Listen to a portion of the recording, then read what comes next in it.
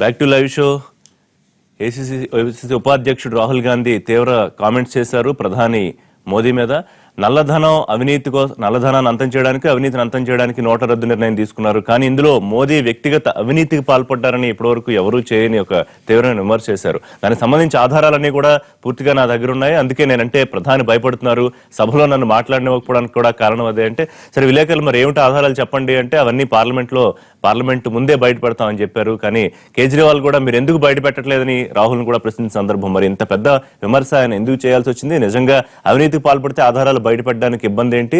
నిజంగానే రాహుల్ గాంధీ అంటే మోడీ భయపడుతున్నారు? దీనికి సంబంధించి మాట్లాడదాం. ఇక 36 రోజులు అవుతున్నా కూడా ఎక్కడ బ్యాంకుల దగ్గర క్యూలు కానీ, ఏటీఎంలో డబ్బులు కానీ కనిపించట్లేదు, బ్యాంకుల దగ్గర క్యూలు తగ్గట్లేదు. ఎందుకు ఇటువంటి పరిస్థితి? ఇంత ఘోరమైన వైఫల్యాన్ని మరి బీజేపీ ఒప్పుకుంటుందా లేదో చూద్దాం. ఇక బీజేపీ ఎమ్మెల్యే విష్ణుకుమార్ రాజే తీవ్ర అసహనం వ్యక్తం చేశారు ఈ నిర్ణయం, దాని అమలు తీరు పట్ల.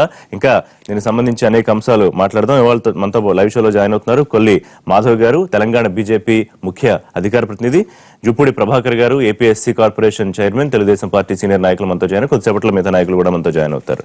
రైట్ మాధవ్ గారు, రాహుల్ గాంధీ కామెంట్స్ గురించి మాట్లాడుకునే ముందు, ఇన్ని రోజులు అవుతున్న 36 రోజులు ప్రజల వ్యతలు తీరలేదు, ఒప్పుకుంటారా ముందు ఆ పాయింట్? రెండోది ఏంటంటే, విష్ణుకుమార్ రాజు గారు మీ పార్టీ ఆంధ్రప్రదేశ్ ఎమ్మెల్యే, ఆయన తీవ్రమైన విమర్శ చేశారు. అసహనం, గతంలో ముఖ్యమంత్రి గారు అసహనం వ్యక్తం చేశారు, ఇప్పుడు మీ పార్టీ ఎమ్మెల్యే అసహనం వ్యక్తం చేశారు. సో మీ పార్టీ నాయకులకి అసహనం ఉంటే మరి మిగతా వాళ్ళకి అసహనం ఉండడంలో పెద్ద ఇబ్బంది లేదు. అక్కడ అసహనం అంటానికి లేదండి. ఆయన అన్నది ఏంటి అని అంటే, డెసిషన్ గురించి ఎవరు అంటే తీసుకున్న నిర్ణయం గురించి ఎవరు ఏమీ అనట్లేదు. నోట్ల కొరతతో సహనం పోయింది అన్నాడు.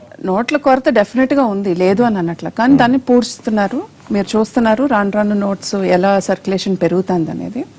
అట్ ద సేమ్ టైం మనం ఇక్కడ చూసుకోవాల్సింది, ఇవాళ నోట్ల కొరత ఇంకా ఎక్కువ అవడానికి రీజన్ ఏంటి అని అంటే corruption in the banking level. Banking systems లో ఉన్న కరప్షన్తో నోట్స్ ఎలా డైవర్ట్ అవుతున్నాయి అనేది మనం చూసుకుంటే, ఎక్కడెక్కడ పట్టుబడుతున్నాయో డబ్బులు, దాంట్లో ఎవరెవరు ఇన్వాల్వ్, ఎవరెవరిపైన యాక్షన్. అదే గోల్డ్ కూడా మీరు చూసుకుంటే 100 కిలోలు గోల్డ్ వస్తుంది బయటికి. At the same time amounts కూడా కొత్త కరెన్సీ నోట్సే బయటకు వస్తున్నాయి. సో ఇదేంటంటే, ఈ కరప్షన్ ఎక్కడైతే ఈ కరప్షన్ సిస్టమ్ లో బాగా ఇమిడిపోయిందో ఇన్ని సంవత్సరాల నుంచి, ఆ కరప్షన్ వల్ల ఈ నోట్స్ అన్ని పక్కదారి పట్టి, అందుకని నార్మల్ కామన్ మ్యాన్ లైఫ్ లోకి ఇంకా నోట్స్ రాక కొన్ని ఇబ్బందులు డెఫినెట్ గా ఉన్నాయి. కాకపోతే మనం చూసుకుంటే మన ఆర్బీఐ గవర్నర్ గారు కానీ, నిన్న ప్రధానమంత్రి గారు చేసిన సమీక్షలో కానీ, ఇంకా మనకి చిల్లర కూడా ఇంకా అంటే చిన్న కరెన్సీ నోట్స్ కూడా చాలా ఎక్కువగా వస్తున్నాయి. 25th నుంచి చాలా ఎక్కువగా ఉంటుంది. సో డెఫినెట్గా కేవలం బీజేపీ నాయకుల మాటల్లో మాత్రమే కొంత ఏదో అనుకూలంగా ఉన్నట్టు కనిపిస్తుంది తప్ప మిగతా వాళ్ళు ఎక్కడ ఇబ్బంది లేదని ఎక్కడ చెప్పిన పరిస్థితి కనిపించట్లేదు. ఎందుకంటే ఇవాళ మీరు చూస్తే హైదరాబాద్ ఏటీఎం లో క్యాష్ లేని పరిస్థితి మీకు తెలియదు. దాదాపు 95 నుంచి 96% ఏటీఎంలు పనిచేయట్లేదు.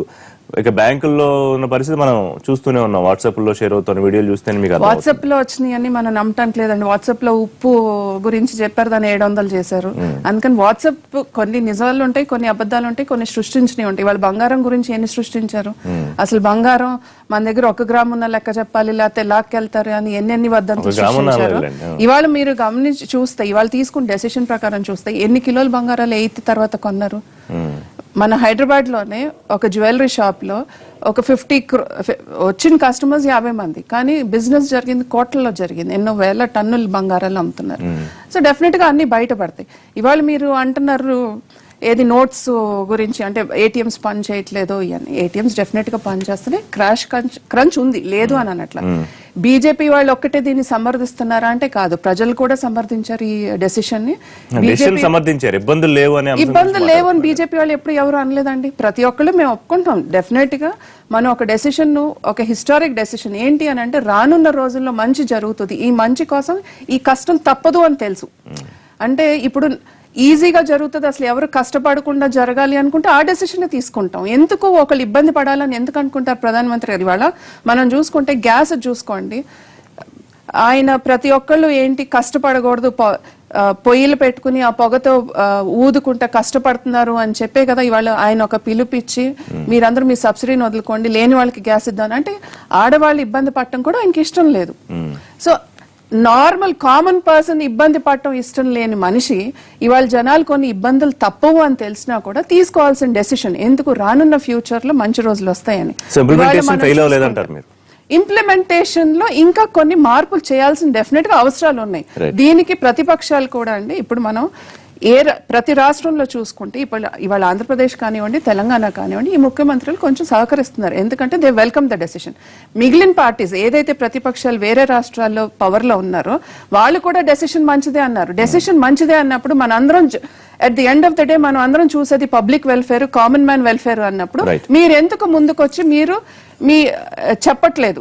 ఇది మీరు ప్రతిపాదన చెప్పాలి కదా, ఇలా చేద్దాం ఇలా చేద్దాం అని చెప్పాలి. ఆంధ్రప్రదేశ్ లో పరిస్థితి చూస్తే ఇప్పటికే ముఖ్యమంత్రి 1-2 సార్లు అసహనం వ్యక్తం చేశారు. ఎన్నేళ్ల తన రాజకీయ జీవితంలో ఇన్ని రోజులు సమస్యకు పరిష్కారం లేకుండా ఉన్న పెద్ద సమస్యను కూడా వ్యాఖ్యానించారు. మీరు అడిగినంత కరెన్సీ కూడా రావట్లేదు. వాళ్ళు ఏదో 200 కోట్లు 300 కోట్లు విలువైన కరెన్సీ ఏదో రాబోతోంది ఆంధ్రప్రదేశ్ కి.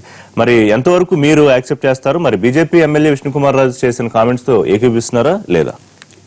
సహనం కోల్పోయినట్టు. విష్ణుకుమార్ రాజు గారు కొంచెం ప్రాక్టికల్ గా మాట్లాడే మనిషి. ఇంగ్లీష్ లో మిగతా బీజేపీ నాయకుల్లో కాదంటారా? అంటే ఈయనైతే నాకు మిగతా వాళ్ళు ఎలా మాట్లాడుతూ తర్వాత చర్చిద్దాం. ఇంగ్లీష్ లో చిన్న ప్రావర్బ్ ఉంది, an ounce of practice is greater than a ton of theory అని.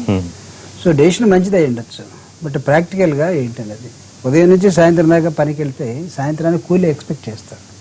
4 రోజులు ఉద్యోగం చేసిన వ్యక్తి 1వ తేదీ నాడు శాలరీ ఎక్స్పెక్ట్ చేస్తుంది. End result is most important. Madam గారు చెప్పినట్టు అయితే మోడీ గారు ప్రపంచమంతా తిరిగినటువంటి ఏకైక ప్రధానిగా అతి తక్కువ కాలంలో 34 దేశాలు 38 దేశాలు తిరిగారు. అక్కడంతా కూడా ఈ మిషన్స్, నగదు రహితం, కార్డులు ఇవన్నీ కనపడుతుంది. నో మనీ, చేతిలో డబ్బులు కనపడడం. సో దాన్ని భారతదేశంలో ఇంప్లిమెంట్ చేయాలని ఒక ఆలోచనతో వచ్చాడు. We welcome it. But at the same time మా ముఖ్యమంత్రి గారు కూడా, చంద్రబాబు నాయుడు గారు కూడా అసహనం ఎందుకు ప్రదర్శించారు దీని మీద కొంత. అంటే ఇంతకాలం జటిలంగా ఉండే సమస్య భారతదేశంలో ఎప్పుడు కనపడలేదు. హ్యాండిల్ చేసినప్పుడు కూడా, హ్యాండిల్ చేయకపోతే అది వేరు. హ్యాండిల్ చేస్తున్న నేపథ్యంలో ఈ సమస్య అలా కనపడుతుంది కాబట్టి ఇది ఖచ్చితంగా అసహనమే ఉంటుంది. దానికి విష్ణుకుమార్ రాజు గారు అన్నది మా ముఖ్యమంత్రి గారు ఒక 10 రోజుల్లోనో 11 రోజుల్లో అన్న విషయం ఈరోజు ఆయన 34 రోజుల తర్వాత అంటున్నాడు. సో విషయం ఏంటంటే ఇక్కడ స్పష్టంగా చూడాల్సిన 2 అంశాలు ఉన్నాయి ఋషి గారు, మీకు తెలియదు కాదు. ప్రధానమంత్రి లెవెల్లో ప్రపంచ ఇన్ఫ్లుయెన్స్ ఆయన మీద పనిచేసినప్పుడు భారతదేశం లాంటి దేశానికి ఈ డెసిషన్ పనికి వస్తుందా లేదా? మీరు గతంలో, అంటే ఇక్కడ ఇది కంపారిజన్ కరెక్ట్గా ఉంటుందో లేదో నాకు తెలియదు కానీ, యుఎస్ఎస్ఆర్ యునైటెడ్గా ఉన్నప్పుడు అక్కడ ఒక డెసిషన్ వచ్చింది, గోర్బచేవ్ డెసిషన్. ఆ దేశం పోయింది, అదేమీ సరిగా లేదు.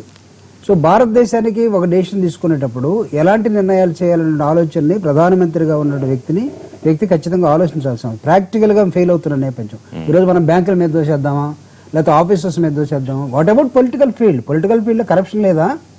అసలు మీరు చేయాలనుకున్న కరప్షన్, నిలుపుదల చేయాలన్న కరప్షన్ ఎక్కడ? రాజకీయ వ్యవస్థలో. ఈరోజు పార్లమెంట్ను వదిలేసి ప్రధానమంత్రిను ఒకవైపును, ప్రతిపక్ష నాయకుడు ఇంకొక వైపు, అది వదిలేసి ఎక్కడో బహిరంగ సభల్లోకి వెళ్ళి పార్లమెంట్ మీరు ఏమన్నారు? దేవాలయం అన్నారు. ఈ దేవాలయంలో అడుగు పెట్టడం రిప్రజెంట్ చేసేదంతా ఎక్కడే కదా, ప్రజలకు సంబంధించి డెసిషన్స్ తీసుకోవాల్సింది. డెసిషన్ ఎక్కడ తీసుకుంటారు? చర్చించాల్సిన అవసరం వచ్చినప్పుడు చర్చించుకుంటూ పోతా ఉన్నారు. విష్ణుకుమార్ రాజు గారు బీజేపీ అయ్యుండి తను అన్న మాటలకి ఖచ్చితంగా తన సాహసమైనటువంటి మాటలు పరిశీలన చేసుకోవాలంటారు ఎవరైనా సరే. అంటే ఆయన అన్న మాట it is a replica of the common people. అక్కడ ఉన్నటువంటి బస్తీల్లో ఉండేవాళ్ళు ఎవడండి, ఉన్నవాడు ఎవడు కూడా అందరూ కార్డులే వాడుతూ ఉన్నారు. నేను I tell you, 1 year back నాకు ఒక ఎన్ఆర్ఐ ఫారెన్ ఉంటే ఒక 10,000 రూపాయలు అవసరం అయితే మేము ఇద్దరు ట్రావెల్ చేస్తున్నాం. నేను అడిగాను, 10,000 కావాలి నాకు అది అర్జెంట్ అంటే. ఈ సెడ్ వెరీ క్లియర్లీ, జుబ్బుడు గారు మీకు తెలియదా, నేను గత 5 సంవత్సరాల నుంచి మనీ క్యారీ చేయను, నా దగ్గర కార్డ్సే ఉంటాయి అన్నాడు. అంటే కార్డ్స్ క్యారీ చేసే బ్యాచ్ ఒకటి ఉంది, కానీ డబ్బులు రోజు 10 రూపాయలు చిల్లర డబ్బులు భిక్ష పడితే ఒక 10 రూపాయలు వేయటానికి మనసుండి ఆ డబ్బులు లేనటువంటి వాళ్ళు ఉన్నారండి. సో చిల్లర నీ దగ్గర లేకుండా, డబ్బులు నీ దగ్గర లేకుండా, సో ఈ సమాజాన్ని కట్టడి చేయాలనుకుంటే దీన్ని స్లోగా తీసుకోవాల్సిన ఒక డెసిషన్. అందుకే విష్ణుకుమార్ రాజు గారు ఇక్కడ విఫలం అవుతున్నాము అనేదాన్ని. ఒకవేళ బీజేపీలో ఆయన ఎవరైనా తప్పు పట్టొచ్చాము, బట్ ప్రాక్టికల్ గా సైంటిఫిక్ గా చూస్తే వాట్ ఈ says is Telugu Desam party welcome చేసింది కదా, మీరు వ్యక్తిగతంగా ఏం అభిప్రాయపడుతున్నారు? కాదు, పార్టీ వెల్కమ్ చేసింది. ఈ డెసిషన్ మంచిదే, బట్ ఎలా జరగాలి? Practicality is most important. Rishi గారు, ప్రధానమంత్రి గారు ప్రాక్టికాలిటీ మిస్ అయ్యారు, ఖచ్చితంగా 100% మిస్ అయ్యారు. 50 రోజులు టైం ఎందుకు అడిగారు? ఆయన ఒక 50 రోజులు టైం ఇవ్వండి. ఆయన ఎక్కడి నుంచో వచ్చేసి గోవాలో బహిరంగ సభ పెట్టుకుని గోవా నుంచి ఒక ఫెరోషియస్, అప్పుడు కూడా నమ్మకం లేదు, 36 రోజులు అయిపోయింది, 36 ఆయన డెసిషన్ మంచిదని ఆయన భావించి ఉండొచ్చు. సో దానికి కాంట్రీగా వచ్చినటువంటి ఈ రోజు రాహుల్ గాంధీ గారు, నేను పార్లమెంట్ లో మాట్లాడితే భూకంపం వస్తున్నాడు, అది నార్త్ ఇండియన్ ఏరియా అయి ఉండొచ్చేమో, లేకపోతే 7 సిస్టర్స్ అరుణాచల్ ప్రదేశ్ లేకపోతే భూటాన్ సిక్కిం ఇవన్నీ కలిసి ఉండొచ్చేమో, పక్కన భూకంపాలు మామూలుగా వస్తుంటాయి. కానీ నువ్వు మాట్లాడు బాబు, నువ్వు మాట్లాడకుండా భూకంపం వస్తుందని నువ్వు పార్లమెంట్ ఉండేది నువ్వు మాట్లాడటానికి, బహిరంగ సభలో బ్రహ్మాండంగా మాట్లాడే మోడీ గారు దీనిలో మాట్లాడకుండా బయటికి పోయి మాట్లాడటం, మీరు పార్లమెంట్ ఎందుకు వదిలేశారు? The anti for parliamentary system ఎన్నిక చేసుకున్న తర్వాత మిమ్మల్ని మీరు పోయి సమావేశాలు పెట్టుకుని ఇవి శీతాకాల సమావేశాలు కాదు, విఫల సమావేశాలాగా తయారు చేశారు మీరిద్దరు కూడా. ఈ రోజు వరకు మీరు పార్లమెంట్ లో దీన్ని చర్చించగలిగారా? ఎంతమంది ఉన్నారండి కాంగ్రెస్ వాళ్ళు? 44 మంది తిప్పి తంతే 44 మంది వాళ్ళ సభను జరగనివ్వట్లేదంటే మీరు ఎందుకు వందల కొద్ది అక్కడ ఉన్నారు? మీరు టన్నుల కొద్ది ఎందుకున్నారు? ప్రజా సమస్యలు చర్చించాలనుకుంటే రాహుల్ గాంధీ చేసిన కామెంట్స్ మీద కొద్దిసేపట్లో మాట్లాడదాం కాంగ్రెస్ రిప్రజెంటేషన్ వచ్చిన తర్వాత. కానీ నిన్న పార్లమెంటు ఇన్నాళ్లు జరుగుతున్న తీరు, ముఖ్యంగా నిన్న పక్కదారి పట్టిన తీరు, అవినీతి ఆరోపణలు అగస్టా నుంచి లేకపోతే రిజిజు కుంభకోణం వైపు పక్కదారి పట్టిన తీరు, నిన్న అసహనం వ్యక్తం చేసిన విష్ణుకుమార్ రాజు గారి వ్యాఖ్యల గురించి విశ్లేషించారు. అంటే మొదట్లోనే సుబ్రహ్మణ్య స్వామి లాంటి వాళ్ళు, బీజేపీ వాళ్ళు కూడా దీని మీద అసంతృప్తి, అమలు బాగాలేదని స్పష్టంగా చెప్పున్నారు. ఎందుకంటే ప్రతిదానికి సుబ్రహ్మణ్య స్వామిని వీళ్ళు ఎక్కువగా ముందుకు తెస్తుంటారు కదా సమస్య వచ్చినప్పుడు. ఆయనే ఇది ఘోర వైఫల్యం అన్నారు. ఆర్బీఐ మాజీ గవర్నర్ రఘురామ్ రాజన్ గారు చెప్పారు. అందుకని చాలా మంది ఈ జాబితా చాలా పెద్దది. మనం ఈ జాబితా చెప్పిన ప్రతిసారి వాళ్ళు నితీష్ కుమార్ మెచ్చుకున్నాడు, ఇంకోరు మెచ్చుకున్నాడు. ఎవరో ఎందుకు మోడీ గారే జపాన్ లో 2వ రోజు జపాన్ లో మోడీ గారే 2వ రోజు మాట్లాడుతూ సునామీ వస్తే సునామీతో పోల్చారు. చంద్రబాబు గారు జాతీయ విపత్తుతో పోల్చారు. అంటే ఆయన అంతర్జాతీయ విపత్తుతో పోలిస్తే ఈయన జాతీయ విపత్తుతో పోల్చారు. కాబట్టి ఒక నిర్ణయం మంచిదా చెడ్డదా అన్నది దాన్ని మీరు ఏ విధంగా అమలే నిర్ణయం. అంటే మనిషి మంచోడే కానీ మంద వేసుకుంటాడు, మనిషి మంచోడే కానీ మర్డర్ చేశాడు, మనిషి మంచోడే, ఇది అర్థం లేని విషయం. ఒక నిర్ణయం అంటేనే దానికి సంబంధించిన ప్రణాళికాబద్ధంగా పకడ్బందీగా మీరు చేస్తే అది నిర్ణయం. అందులోనూ భారతదేశం లాంటి విశాలమైన దేశంలో సర్వాధికారాలు ఉండి వ్యక్తిగత బాధ్యతతో మీరు చేసుకున్నప్పుడు దానికి సంబంధించిన పకడ్బందీగా ప్రణాళికాబద్ధంగా మీరు చేసి ఉండాల్సింది. అది మీరు చేయలేదు కాబట్టి రోజు పొద్దున్నే పేపర్లో ఈరోజు కొత్తగా నిర్ణయం ఏమొచ్చింది, పరిమితి ఎంత పెంచారు, గడువు ఎంత తగ్గించారు, ఈ రోజు నుంచి ఉదాహరణకు 500 నోట్లు రద్దు అయిపోతున్నాయి. ఏ శాంక్షన్తో మీరు చేశారు? చట్టబద్ధం పక్కన పెట్టండి. ప్రధానమంత్రి మాటల ప్రకారం ప్రధానమంత్రి మింగుతున్నారు కదా. డిసెంబర్ 30 వరకు ఉన్నదాన్ని 15 వరకు. అంటే ఈ దేశంలో శాసనం అనేది అసలేమీ లేదా? ఆర్బీఐ చట్టం ప్రకారం చేశారంటే ఆర్బీఐ సెక్షన్ 27 ప్రకారం చట్టబద్ధం కాదు. ఇప్పుడు ఆర్బీఐ దగ్గర లయబిలిటీ మిగిలిన ప్రభుత్వానికి ట్రాన్స్ఫర్ చేయడానికి లేదంటున్నారు. జనతా ప్రభుత్వం చేసిన చట్టంలో అయినా సబ్సెక్షన్ 2 సబ్సెక్షన్ 7 ప్రకారం సోర్స్ లేకుండా అక్కడ నమోదు చేయకూడదు, డిపాజిట్ చేయకూడదు. అలాగే ట్రాన్స్ఫరబుల్ కాదని వాళ్ళు 2 క్లాజులు పెట్టారు. మీరు 2 క్లాజులు అంటే లోపభూయిష్టంగా మీరు అమలు చేశారు. ఎవరో పక్కదో పట్టించడం ఎందుకంటే ప్రభుత్వమే కదా పక్కదో పట్టించింది. నల్ల డబ్బు అరికడతాము, నకిలీ నోట్లు అరికడతాము, టెర్రరిజాన్ని అరికడతాము, అవినీతిని అరికడతాము అన్న వాళ్ళు ఆ 4 పక్కన పెట్టి పంచప్రాణాలాగా ఇప్పుడు 5వ తీసి క్యాష్ లెస్ నగదు రహితం. అంటే ప్రజలందరికీ నగదు రహితం మీరు చేసేసారు. ఎందుకంటే నోట్లు ముద్రించడంలో విఫలమై ఎట్లాగో నగదు రహితం అయ్యారు కాబట్టి ఇప్పుడు నగదు రహిత ఆర్థిక వ్యవస్థ మా లక్ష్యం అంటున్నారు. వారు చెప్పారు 10 నా దగ్గర కూడా 3 కార్డులు ఉన్నాయి. ఒక దాంట్లో 500 ఉంటుంది, ఒక దాంట్లో ఇంకోటి ఉంటుంది. ఆ పరిమితికి మించితే కుదరదు. ఎవరి దగ్గర కార్డులు ఉంటాయంటే ఎవరి దగ్గర నగదు ఉంటుందో, ఎవరి దగ్గర పుష్కలంగా పొంగి వాళ్ళ దగ్గర ఎక్కువ కార్డులు ఉంటాయి. కానీ బీదా బిక్కి దగ్గర కార్డులే ఉంటాయి. చెక్ బుక్లు ఎన్ని ఉంటాయో ఉంది, సంతకం చేస్తే డబ్బులు ఇచ్చేవాడు కావాలి కదా మామూలుగానే. కాబట్టి నగదు రహిత ఆర్థిక వ్యవస్థ అనేది of shot of the failure, terrible failure of the Indian government. Chandrababu Naidu గారు కూడా మొదటి ఏం చెప్పినా జాతీయ విపత్తు అన్నారు, తర్వాత ఇది నిష్ఫలమైందన్నారు. ముఖ్యమంత్రులు కూడా నగదు రహితం వైపే నిష్ఫలమయ్యాము అంటూనే ఆ కమిటీకి ఆయన అధ్యక్షుడు, మనం ఆ రోజు చర్చించాం, ఆయన అధ్యక్షుడుగా ఉన్నారు. అంటే ఈ దేశం ఒక వైరుధ్య భరితంగా నాడు చంద్రశేఖరరావు గారు ఏమో దిక్కుమాలిందన్నారు, అదే దిక్కు చూపిస్తుందని ఆ దిక్కు ఇంకా వేగంగా ఇదిగో మేము ఫలానా చోట నగదు, మీరు ఒక ఊరినో ఒక పేట ఇప్పుడు ఇబ్రహీంపూర్ లో కూడా వాళ్ళందరూ మాకేం తెలియట్లేదు ఇప్పుడు ఉదాహరణలతో మనకు కనిపిస్తున్నాయి. వైఫల్యాల జాబితా అవసరం లేదు. టెర్రరిజం అన్నారు, టెర్రరిస్ట్ దాడి జరిగిపోయింది. నకిలీ నోట్లు అన్నారు, మీ నోట్ రాకముందే నకిలీ నోట్లు వచ్చాయి. అవినీతి అన్నారు. గుజరాత్, కర్ణాటక, ఆఖరికి 7 కొండల వాడి సమక్షంలో కూడా కట్లు బయటపడ్డాయి.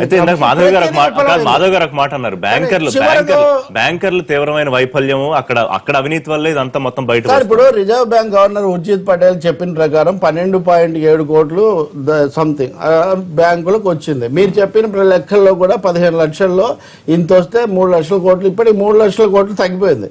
1,00,000 కోట్లు మాత్రమే ఉంది. అది కూడా చాలా వరకు వచ్చేస్తుంది, ఎందుకంటే మీరు లోపభూయిష్టంగా పెట్టారు కాబట్టి. నాన్ ట్రాన్స్ఫరబుల్ అనే క్లాజ్ మీరు అందులో పెట్టలేదు కాబట్టి ఈ పరిస్థితి ఒకటి వస్తుంది. ఇక రెండవది ఆయనే చెప్పింది ఏంటంటే మేము 4 లక్షల కోట్లు ముద్రేసాము అని. 12 లక్షల కోట్లు మీరు ప్రజల నుంచి డిపాజిట్లు తీసుకొని మీరు 4 లక్షల కోట్లు ఇచ్చారంటే 8 లక్షల కోట్లు ఇక్కడ గణ్య ఉంది. మళ్ళీ విజ్ఞప్తి చేస్తున్నారు కదా, నోట్లు మాకు ఇవ్వండి బాబు, మళ్ళీ అవి కూడా ఇచ్చేయండి. కాబట్టి ఇప్పుడు ఎలా తీసుకొస్తారండి? ఒక నిమిషం, ఇప్పుడు మా డబ్బులు మేము తీసుకోవడానికి మాకు ఇవాళ లేదు, సో సర్క్యులేషన్ లోకి ఎట్లా తీసుకొస్తారు? మళ్ళీ చివరి మాట నేను చెప్పేది, కామన్వెల్త్ హ్యూమన్ రైట్స్ ఇనిషియేటివ్ అనేది సుప్రీంకోర్టులో కేసు వేసింది. ప్రపంచంలో ఇంతవరకు ఎక్కడ కూడా ఒక డిపాజిటర్ తన డిపాజిట్ తను తీసుకోవడం మీద ఆంక్షలు పెట్టడానికి లేదు. అది నోట్ల రద్దు చట్టం కిందికి రాదు. అది అంటే ఇందులో 3-4 చట్టాలు కలగాపులుగా. అయితే ఇంకొక విషయం ప్రస్తావించుకోవాలి. ఇప్పుడు ఫోర్బ్స్ 100 మంది జాబితా ప్రకటిస్తే అందులో 9వ స్థానంలో మోదీ గారు ఉన్నారు. ఈ నోట్ల రద్దు నిర్ణయం తర్వాత వారికి మరింత ప్రజాదరణ లేకపోతే మరింత పేరు పెరిగింది. నోట్ల రద్దు యొక్క ఒక ప్రభావం ఏంటంటే మోడీ అనే వ్యక్తి అత్యంత శక్తివంతుడు ఈ దేశంలో. ప్రభుత్వంతో, పార్లమెంట్ తో, రాష్ట్రాలతో, ఎవరితో అంటే కేబినెట్ తో, ముఖ్యమంత్రులతో నిమిత్తం లేకుండా ఆయన అనుకున్న నిర్ణయం తీసుకోగలరు. రోజుకు ఒక విధంగా దాన్ని మార్చుకోగలరు. కానీ దాని మీద అధికారికంగా సభకు వచ్చి మాత్రం చెప్పరు. ప్రధానమంత్రి గారు ఇంత నిర్ణయం తీసుకున్నారు. మంచిది. మాట్లాడారండి, సభకు వచ్చారు, నిన్న నా తర్వాత వారే కదా మాట్లాడతారు. ప్రధానమంత్రి గారు నేను దీని మీద ఒక ప్రకటన చేయదలుచుకున్నాను, సభ లేనప్పుడు నేను నిర్ణయం తీసుకోవాల్సి వచ్చింది, ఉత్తమమైన నిర్ణయం, దాని విషయాలు నేను చెప్తానని నిజానికి కనీసం పార్లమెంటరీ ప్రజాస్వామ్య సూత్రాల ప్రకారం ఆయన చెప్పుండాల్సింది. ఆయన ఈ రోజైనా చెప్పాలని చెప్పకపోగా ఉత్తరప్రదేశ్కి వెళ్ళి నన్ను మాట్లాడడం లేదని ఆఘాయిత్యం మాట్లాడలేదు. ఏమన్నా అర్థం ఉందండి? రాహుల్ గాంధీ అంటే సరే, కానీ ప్రధానమంత్రి అంటే ఏంటంటే సభానాయకుడు, ఆయన అనుమతి లేకుండా, ఆయన సమన్వయం లేకుండా జరగదు అక్కడ. అంటే మనం నోట్స్ ని మన నోట్లు మాకు ఇచ్చేయండి అంటాం. ఇవాళ జరిగింది ఏంటి అని అంటే మనం గమనించుకుంటే డెఫిసిట్ ఆఫ్ నోట్స్ ఉన్నాయి, అది అందరూ ఒప్పుకోవాల్సిన విషయం, ఒప్పుకుంటున్నాం, దాంట్లో నో డౌట్ అబౌట్ ఇట్. కాకపోతే ఏంటి అని అంటే ఎప్పుడైతే డెఫిసిట్ ఉందో ఎవరి కాళ్ళు మనం ఏం చేస్తామంటే ఉన్నాయి దాచుకుందాం అనే ఒక ఉద్దేశం ఉంటుంది. అంటే దాని ఫ్లోలోకి తీసుకురాం, వాడం, ఉన్న వీలైనంత వరకు వాడకుండా జాగ్రత్త ఉంచుకుందాం ఒకటి. రెండోది మళ్ళీ రేపు మనకి దొరుకుతాయో లేదో అనే ఉద్దేశంతో ఏం చేస్తాం, కావాల్సిన దానికన్నా ఎక్కువ స్టాక్ పెట్టుకుంటాం. ఫర్ ఎగ్జాంపుల్ నీళ్ళు రావట్లేదు, రేపు రాకపోతే ఏం చేస్తాం, రావట్లేదు అని తెలిసినాక మనం స్టాక్ పెట్టుకుంటాం. సో మీరు దాన్ని వాడకంలోకి తీసుకురండి. You need not be scared. అంటే మనం ఒక కాన్ఫిడెన్స్ ఇస్తున్నాం, మీరు దాన్ని వాడుకోండి, వాడండి. అని కాదండి. ఇప్పుడు డే టు డే లైఫ్ లో డెఫినెట్ గా ఇబ్బందులు ఉన్నాయి, కాదు అని అన్నట్ల, కానీ ఇవన్నీ టెంపరీ. ఇప్పుడు మీకు ఇలానే ఎప్పుడు ఉంటుంది అని మేము చెప్పట్లేదు కదా, కొంతకాలం ఉంటుంది, మీరు టైం ఇవ్వండి అనే కదా అడిగింది. If in case I'm failing in this, నేను కనుక ఫెయిల్ అయితే నేను ఏ శిక్షకైనా రెడీ అని చెప్పారు కదా. అంటే ఏంటి, హీఈస్ ఆయనకు ఒక బిలీఫ్ ప్లస్ ఆయనకున్న కమిట్మెంట్, దాంతోనే ఎప్పటిదాకా శాంతంగా సహనంగా ఉన్న ప్రజలంతా నిన్న ఆందోళన చేశారు, ధర్నాలు చేశారు, అంటే మొదలైంది కదా, ఎంతో వ్యతిరేకత మొదలైంది కదా ప్రత్యక్ష రూపంలో. మీరు అన్నట్టు శాంతంగానే ఉన్నారు. డెఫినెట్ గా ప్రజల్ని నిజంగానే చెప్పాలి అంటే ప్రతి ఒక్కళ్ళు బాగా సహకరించారు, సహకరిస్తున్నారు కూడా. అయితే ఎప్పుడైతే ఈ ప్రతిపక్షాలు ఎవరైతే వీటిని వ్యతిరేకిస్తున్నారో ఈ నిర్ణయం అమలు పట్ల, అంటే ఒక పక్కన దాన్ని బానే ఉంది అని చెప్పుకుంటూ మళ్ళీ వ్యతిరేకిస్తూ ఆక్రోష్ దివస్ అని, భారత్ బంద్ అని పిలుపునిచ్చారో, ప్రజలు ఎప్పుడైతే స్పందన లేదో ఇంకొక విధంగా వాళ్ళని రెచ్చగొట్టాలి ఏదో ఒకటి, ఎందుకంటే ప్రజల నుంచి వస్తేనే మనకి మద్దతు, లేకపోతే లేదు. ఈ political parties as it is as such వాళ్ళు ఏమి చేయలేకపోతున్నాయి. అందుకని ఎట్లా కొట్ట మేము అసలు శాంతం ఊనికే కోల్పోతాం అనే భయంతో ఇవాళ ప్రజల్ని రెచ్చగొట్టడం, ఒక నిమిషం అండి, బంగారం విషయంలో కానివ్వండి అలానే జరిగింది ప్లస్ ఇప్పుడు కూడా అలానే జరుగుతుంది. ఒకటి ఏమవుతుందంటే ప్రజా వ్యవస్థలో రాజకీయ పార్టీ నాయకులు వాళ్ళు తీసుకునే డెసిషన్స్ పర్ఫెక్ట్గా లేనప్పుడు రకరకాల ఆందోళన ఉంటుంది. ప్రజలు వీధుల్లోకి వచ్చి ధర్నా చేసినంత మాత్రాన ఇదంతా బ్రహ్మాండంగా నిరసన తెలియజేశారు అని అనుకున్న పొరపాటే. చేయకుండా మధ్యస్థంగా ఉండి, లేకపోతే వాళ్ళకి అవసరమైన సమయంలో ఒక నిర్ణయం తీసుకుంటారు. There are N number of examples. భారతదేశంలో ప్రజలు చాలా విచిత్రంగా ప్రవర్తిస్తారు. ప్రతి ఒక్క వ్యక్తి కూడా మనం అనుకుంటాం at the end of the 5 సంవత్సరాల తర్వాత ఎన్నికలు పోయేటప్పుడు ఎన్నికల్లో మాకు ఇది అవుతుంది, అది అవుతుంది, లేకపోతే డెసిషన్ తీసుకుంటాం. భారతదేశం ఓటర్స్ ఎప్పుడు డెసిషన్ తీసుకుంటారంటే తనకి ఎప్పుడైతే ఏ సమస్య ఎఫెక్ట్ అవుతుందో ఆ రోజు డెసిషన్ తీసుకొని మనసులో పెట్టుకొని కూర్చుంటాడు. ఈ రెండోసారి ఈ సంగతి చూస్తా అన్నట్టుగా. అది that is the power of the vote, power of the common man. మనం వీళ్ళందరూ ఎవరో రెచ్చగొడితే వచ్చారు లేకపోతే రెచ్చగొట్టకపోతే రారు, ఇవన్నీ వాటన్నిటిని పక్కన పడేస్తే ఈ డెసిషన్ ఇన్ని రోజులు విఫలం అవడానికి ప్రాక్టికల్గా ఎక్కడ ప్రాబ్లం ఉందో చూడాలి. ఈరోజు చంద్రబాబు నాయుడు గారు దీన్ని హ్యాండిల్ చేశారు. హ్యాండిల్ చేసి చేస్తున్న క్రమంలో ఇన్ని రోజులు ఇంత సమస్య ఉండటం బాధాకరంగా ఉందని ఆయన అన్నాడంటే, అంటే ఈ నెవర్ ఇలాంటి సిచ్యువేషన్స్ ఎప్పుడు లేవు. కానీ ఎందుకు లేకుండా పోయినాయి, మీ డెసిషన్ రాంగ్ అనేది ఒకటి. రెండవది దీన్ని ఎలా హ్యాండిల్ చేయాలి. సో ఒక విషయం చెప్పండి, నేను మొన్న ఇంటర్నేషనల్ లీడర్షిప్ కాన్ఫరెన్స్ లో అమెరికాలో ఎర్లింగ్టన్ లో ఉన్నప్పుడు ఒక వ్యక్తి భారతదేశం మీద కామెంట్ చేశాడు. Do you know mister Jupudi, so the demonetisation మీద జరిగినటువంటి వ్యవహారంలో మీ దగ్గర నోట్స్ ప్రింట్ చేయడానికి ఇంకు లేదట కదా అన్నాడు. అంటే మనం నోట్స్ కొత్త 2000 లేదా 500, 1000 రూపాయలు కొత్త డెసిషన్ వస్తా ఉన్నాయి, బాగానే ఉన్నాయి. బట్ ఇంకు లేదు ఇవన్నీ ప్రింట్ చేయడానికి అనే తేలినప్పుడు అసలు ఇంకు ఎంత ఉంది లేదు, భారతదేశం ఎన్ని నోట్లు కావాలి, మిషనరీ ఎంత, నీ కరెన్సీ ఎంత, లేకపోతే నీ దగ్గర మ్యాన్ పవర్ ఎంత, లేకపోతే నీ మిషన్ కొన్నాడంటే సిఎన్సీ పవర్ ఎంత, ఎన్ని షిఫ్ట్లు కెపాసిటీలో నువ్వు నడపాలి, ఆ తర్వాత నీకు కావాల్సిన టెక్నికల్ సపోర్ట్ ఎంత ఉంది. ఇంకు లేదనేది ప్రపంచం దాటి మనమేమో ప్రపంచం మొత్తంలో ఉన్న డెసిషన్ నగదు రహిత నిర్ణయం ఇక్కడ చేస్తున్నాం, బయట ఏం ఆలోచిస్తున్నారంటే నాకు ఐ షాక్డ్. కెన్యా మ్యాన్ చెప్పినప్పుడు ఐ షాక్డ్ ఇట్. సో దీన్ని ఇంకు లేదా భారతదేశంలో నిజంగా ఇంకు లేకపోతే సామాన్యమైన ప్రజలు రేపు ఎన్ని నోట్లు ప్రింట్ చేసినా ఎంతవరకు చేయగలుగుతావు, క్యూలు ఎన్ని రోజులు ఉంటాయి. ఇవన్నీ విష్ణురాజు గారు చెప్పింది చాలా 100% కరెక్ట్ అండి. ఎస్, ముఖ్యమంత్రి గారు ట్యాకిల్ చేస్తున్నారు. చంద్రబాబు నాయుడు గారు ఈ నిర్ణయాన్ని చాలా ప్రజల్లోకి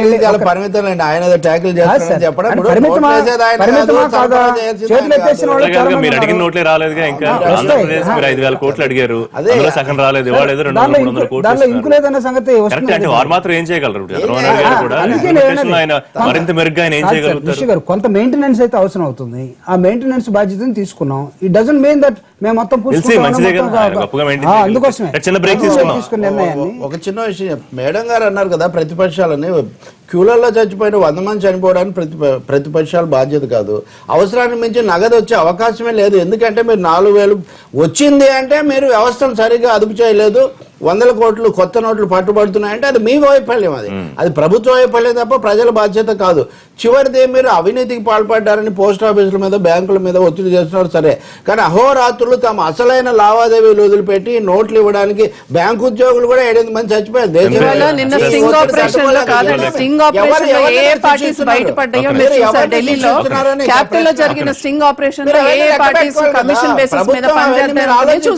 ప్రభుత్వం కదా అవన్నీ ఆలోచించారు. మనతో గండ్ర వెంకటరమణ రెడ్డి గారు జాయిన్ అయ్యారు, కాంగ్రెస్ సీనియర్ నేత. వారితో మాట్లాడుకుని చిన్న బ్రేక్ తీసుకుందాం. లైవ్ షోలో